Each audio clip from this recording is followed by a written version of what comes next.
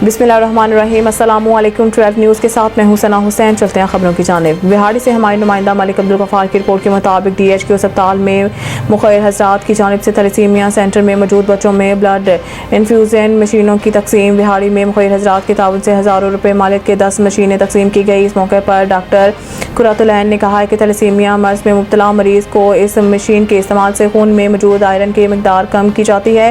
उन्होंने मज़ीद कहा कि थैलेसीमिया वार्ड में इस वक्त 200 से ज़ायद बच्चे रजिस्टर्ड हैं, जिसके लिए ब्लड इन्फ्यूज़न मशीन अहम ज़रूरत है। Child specialist doctor Hafeez Ahmad ने कहा कि इन मशीन की मदद से डिस्फ्रोल इंजेक्शन लगाया जाता है, जिसकी वजह से थैलेसीमिया का मरीज़ अपनी ज़िंदगी आम इंसान की तरह गुजार सकता है। इस मौके पर मुकामी ताजर रहनुमा असलम मदनी ने कहा कि थैलेसीमिया में मुब्तला इन बच्चों को आम लोगों की तरह ज़िंदगी गुजारने में मदद के लिए इज्तिमाई कोशिशें करना होंगी। अंजुमन ताजरान बिजनेस कम्युनिटी समेत मुखैर हज़रात के साथ मिलकर इस बीमारी से लड़ते बच्चों की ज़िंदगियों को आसान बनाना है।